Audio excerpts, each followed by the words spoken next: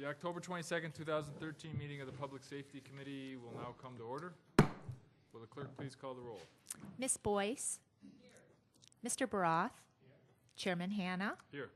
Mr. Willie Lightfoot? Mr. John Lightfoot? Here. Mr. McCann? Here. Mr. Michike? Here. Mr. Rocco? Here. Mr. Yolovich? Is there anyone signed up for public forum this evening? There are no public forum speakers this evening. Is there anyone present who would like to address the committee at this time? Seeing none. The next item on the agenda is the approval of minutes. You have the September 16th, 2013 minutes before you. They'll stand approved unless the clerk is notified of any changes before the end of the day. Next item is new business. Madam Clerk. Referral 13-282, amend resolution. Moved by Legislator Michike, seconded by Legislator Boyce. Is there any discussion? Legislator Baroth. Thank you. Through the chair of the administration, are such amendments of additional funding for overtime typical for these contracts?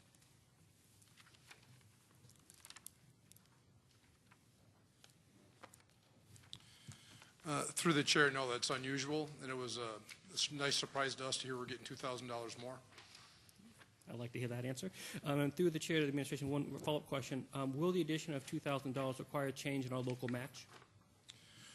No, I don't believe so. The local match is for fringe overtime, so it's just basically bonus money. So this is, the local match is for fringe overtime, but this is in fact $2,000 for overtime itself, correct? No, I believe the funding for this grant supports our deputy assigned to the warrant task force and the work that they do. The part of the grant that we pay on the match is the fringe on overtime costs. So this is toward the baseline income or the expense of having the deputy there. Correct, and it was a happy surprise through the chair. Yes, it was, sir. Thank you. Is there any other discussion?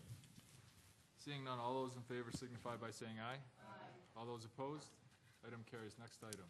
Referral 13-283, acceptance of a grant from the Moved by United. Legislator Boyce, seconded by Legislator Yolovich. Is there any discussion? Legislator Baroth. Thank you.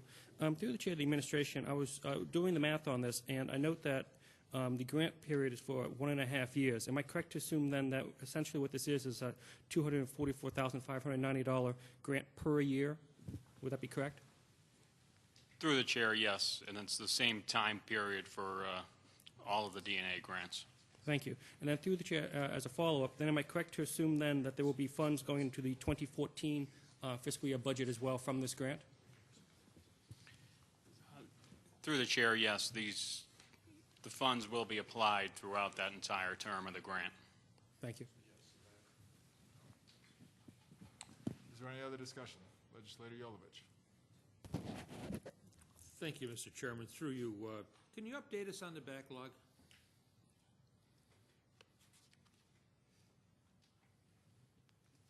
Through the chair, yes. Although we've been analyzing more cases, our output has increased. Unfortunately, there has also been an increase in the submission of items, so our backlog has remained constant.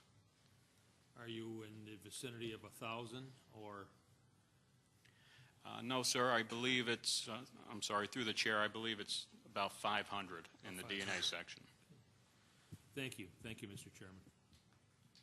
Thank you. Is there any other discussion?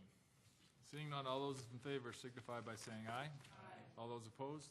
Item carries. Next item. Referral 13-284, acceptance. Moved by Legislator Yolovich, seconded by Legislator McCann. Is there any discussion?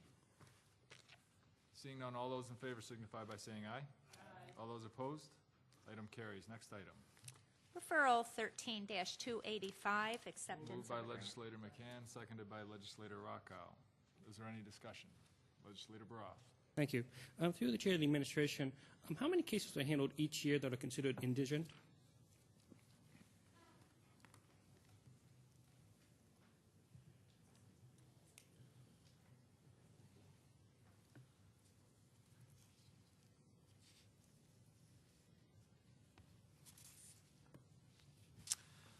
Through the chair, the Monroe County Public Defender's Office, which just is one of the offices that handles indigent representation. We generally handle around 28,000 cases per year. The Conflict Defender Office and the Assigned Counsel Program, they also handle several thousand cases. I wouldn't have their numbers available. Fair enough. Thank you. Is there any other discussion? Seeing none, all those in favor signify by saying aye. Aye. All those opposed? Item carries. Next item. Referral 13-286, acceptance of a grant. Moved by Legislator Rockow, seconded by Legislator Michike. Is there any discussion? Legislator I have a Lightfoot. question. Through you to the administration, Mr. Chairman.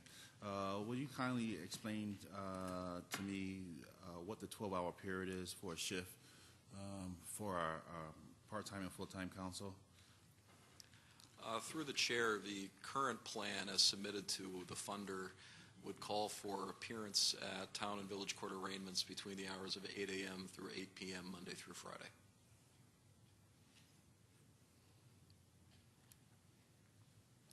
Thank you, Mr. Chairman. Is there any other discussion? Legislator Broth. Thank you. Through the chair of the administration, I was a little confused by something here regarding the specific legislative action number 2, where we're supposed to put $243,406 into Fund 9,300. And the reason being is it says $243,406, but when you do the math on the actual the grant, the amount per year should be, according to the grant funding at 724,218, should be $241,406 a year, which is a difference of approximately $2,000 a year. Am I missing something, or is there an additional source of funding going into this 9,300? Through the chair, the grant funding, it's a 3-year grant. Yeah. In year 1, there's greater grant monies available than in years 2 and 3. Okay. That would explain the discrepancy. Thank you. Is there any other discussion? Legislator Boyce. Yes, through the chair. With regards to the definition of indigent, can you give us an idea of what's that based on?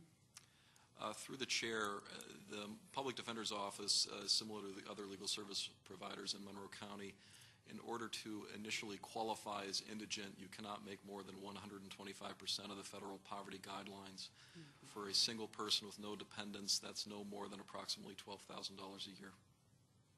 And through the chair, if somebody is initially determined as indigent and then after further investigation that person is found not to be an indigent based on maybe some investigation or the like, how is your office or the county retrieve those monies that have been spent? If a person is determined not to be indigent in the middle of the representation, oftentimes the court will order what's called a 722D order.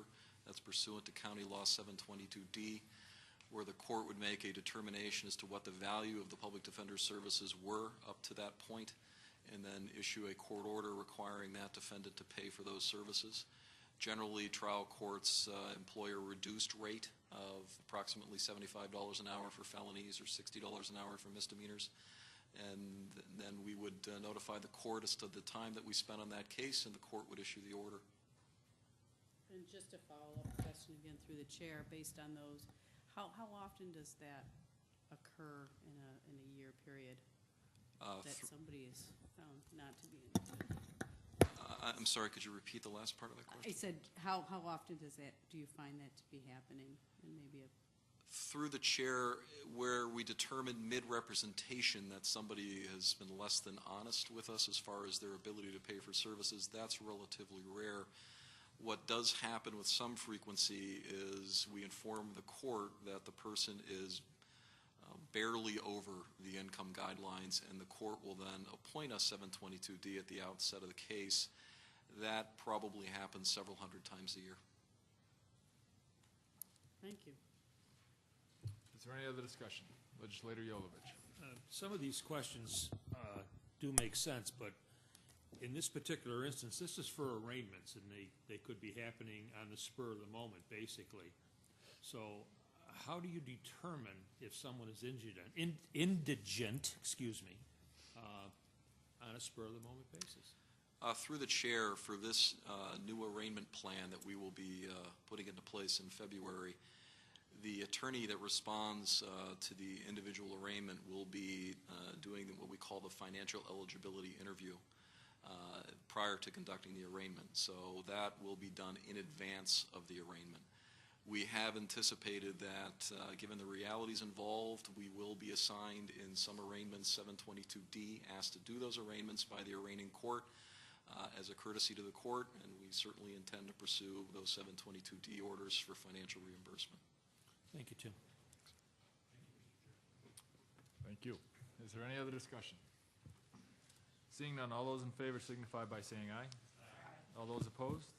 Item carries. Next item. Referral 13-291, acceptance of funding. Moved by legislator Mitchell, seconded by legislator Boyce. Is there any discussion? Seeing none, all those in favor signify by saying aye. Aye. All those opposed? Item carries. Are there any other matters to come before the committee this evening?